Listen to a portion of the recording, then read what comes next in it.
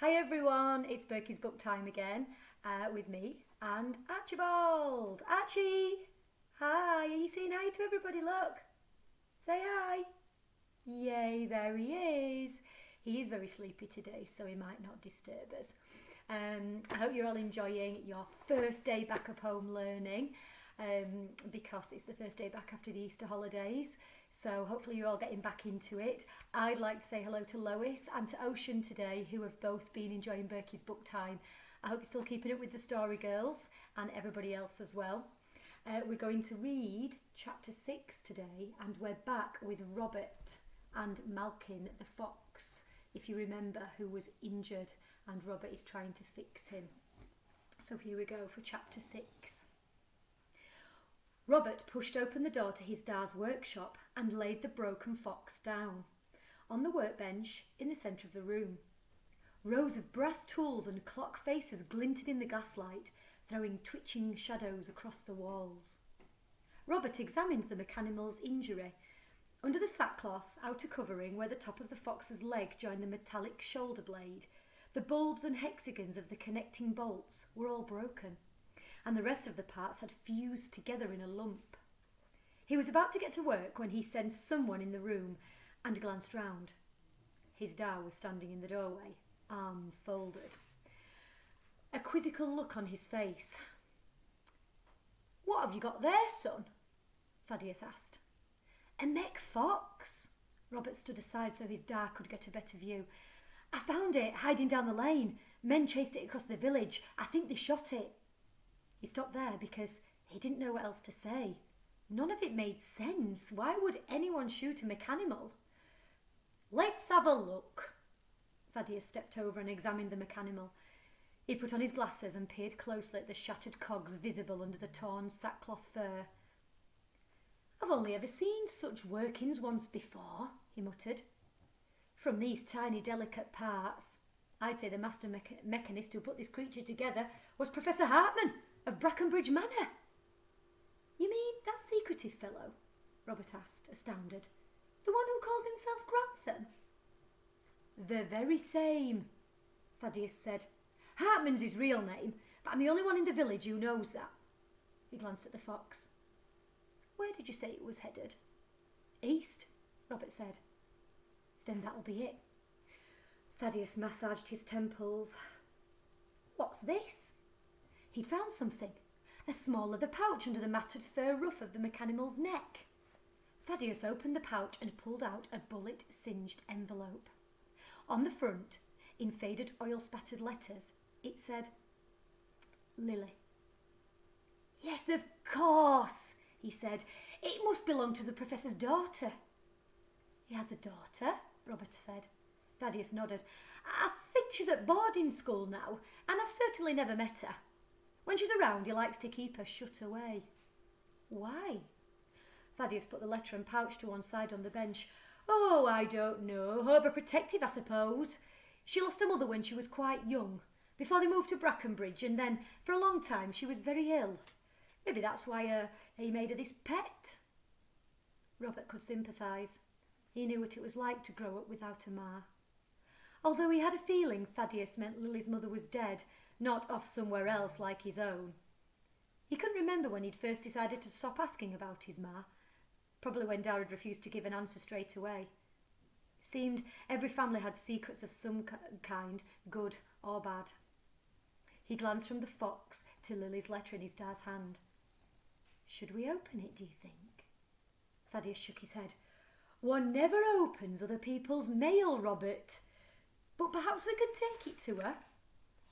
And we'll help the fox, won't we?" Robert said. "I'm afraid if we don't, it might wind down forever." Thaddeus thought about this. Men were chasing it, you say. And John's airship is missing. It crashed. I wonder if this is something we should get involved with. It sounds dangerous." Robert sat down on the stool beside his Da. "It's something that needs fixing, and you always say, if something needs fixing, we should try our best to fix it, no matter the cost." "You're right, of course." Thaddeus gave his son a weary look.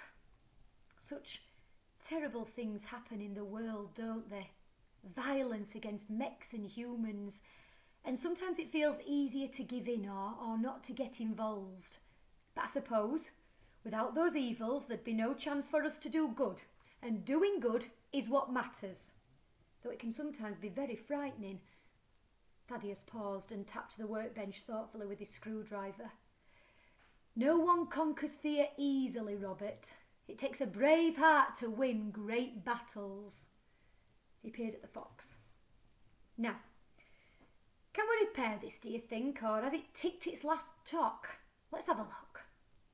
He opened a drawer in the workbench and took out a roll of leather which he unfurled to reveal neat lines of tools, rows of watchmakers' screwdrivers, needles and tweezers, each in their own individual leather pocket.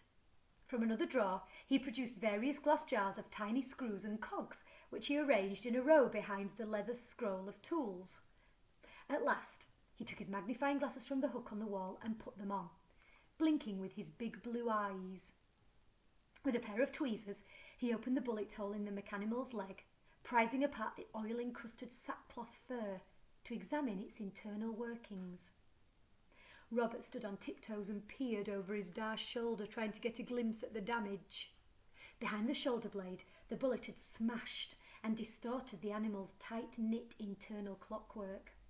It had cut a path through splintered cams and springs before embedding itself deep in a dented metal plate. "This is a serious repair job," Thaddeus said. "But can you fix it?" Robert asked. The clockmaker nodded. "Yes, it'll take time, though, and I'll need your help.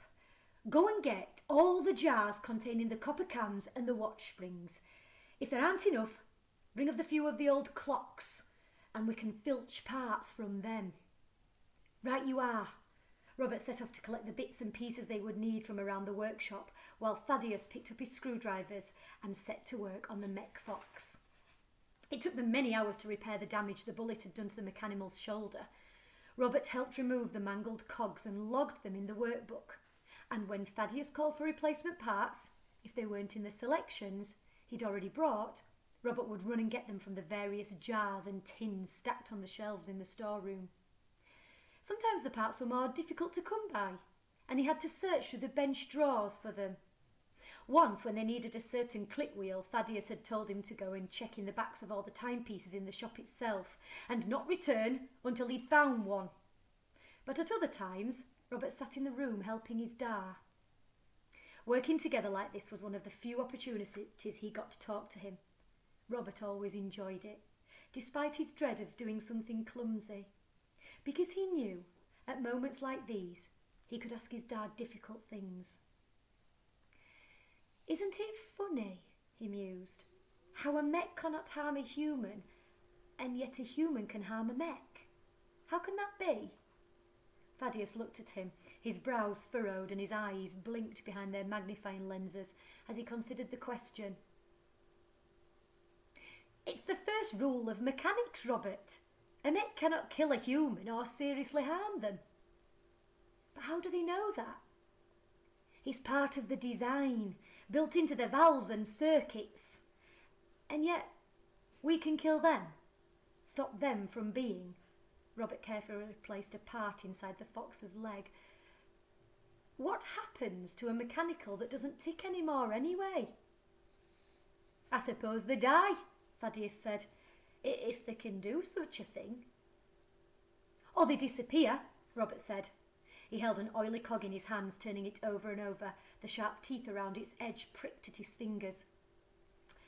"But what happens to them after that? Do you think they go to heaven? Do you think they have mechanical souls?" Thaddeus thought about this as he replaced a spring around the fox's scapula. "I don't know," he said. "Common opinion is that they don't."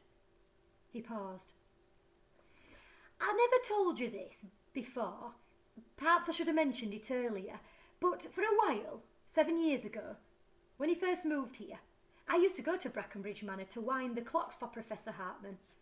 When he learned that I repaired timepieces as well, he'd occasionally ask for help fixing one of his mechs, though I never saw this one." Robert's eyes widened. He hadn't realised his dad had worked on proper mechs before. It was yet another thing that had been kept from him. All of John's mechs were so deliberately made, Thaddeus continued. And when they were working, something about them seemed different, more alive. How so? They're not like the regular models. They have quirks and they can think for themselves. If that doesn't make them living things, then I don't know what does. But why aren't there more of those ones about? Robert persisted, pressing the teeth of the cogs against his palm. Perhaps John made them specially, Thaddeus said. Certainly the mass-produced mechs never have that amount of personality. It takes skill to make such things. I think he only let me help him with his repairs because he saw a kindred spirit. That and the fact he didn't like sending his mechs away to be fixed. Said it destroyed their personalities. Thaddeus took a break from repairing the fox's leg and packed his pipe with fresh tobacco from a pouch in his pocket. Then he lit it and took a few long puffs. What are they like then? His other mechanicals? Robert asked. He couldn't imagine having such a life of privilege to have so many mech servants around you, even to have a mechanimal, like the fox. Thaddeus blew out a ring of smoke. One of the mechs up at Brackenbridge, Mrs. Rust, the cook, used to sing as she worked, songs she'd made up. And I suppose one might say if she created such wonderful things, then she possessed a soul. But still, when she broke down and John and I repaired her insides, I could never see where her spark of life came from. The thing is, Robert said, if you opened up a human, I don't expect you'd find evidence of a soul either. Or what's unique about them, come to that. Thaddeus shrugged. I don't know enough about these things to tell you, but one thing I do know is this.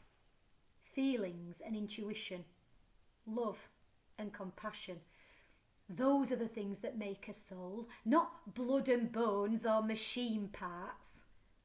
He ruffled his son's hair with a calloused hand. The soul's a matter of the heart, Robert, and the heart's a mystery. Even the greatest scientists don't understand it. Robert nodded, but he wasn't sure he understood either. He watched Thaddeus put his pipe to one side and return his screwdrivers, digging away at the cogs inside the mechanical fox. It truly was a remarkable device. Robert remembered it moving down the street just like it had a fox's soul. Perhaps his dad was right. The truth was, there was less difference between humans and mechanicals than anyone would like to admit. At 3 a.m, Thaddeus finally laid down his tools and announced they were done. Taking a needle and thread, he stitched the fox's loose sack fur back together until the machinery in the leg was entirely hidden. Robert piled felt blankets onto the workbench and they laid the mechanimal down on its side among them. After all this, Thaddeus took the unique winder from where it hung about the fox's neck, placed it in the keyhole and made 10 sharp turns. Then they stepped back and waited to see if it would wake.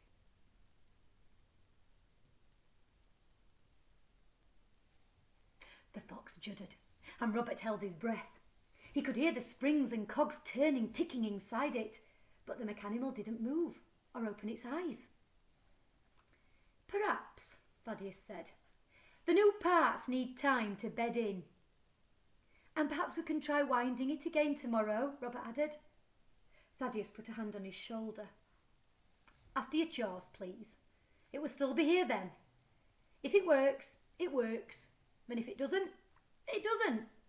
We've done as much as we can do for tonight, and sometimes that's all anyone can do. They took up the lamp and left the room, both so tired that they forgot about the letter left under the pile of tools under the workbench. That's the end of chapter 6. Will Malkin actually start to work again? I hope so, because he's my favourite character. And he's Archibald's too, even though Archie didn't seem very interested in that story, did he?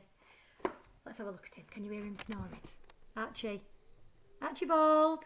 Archibald. Are you tired? Oh, he's very tired. Okay, everyone, I'm going to say goodbye now. But I will check in with you later on in the week and we'll be reading chapter 7. Bye, everyone. Bye.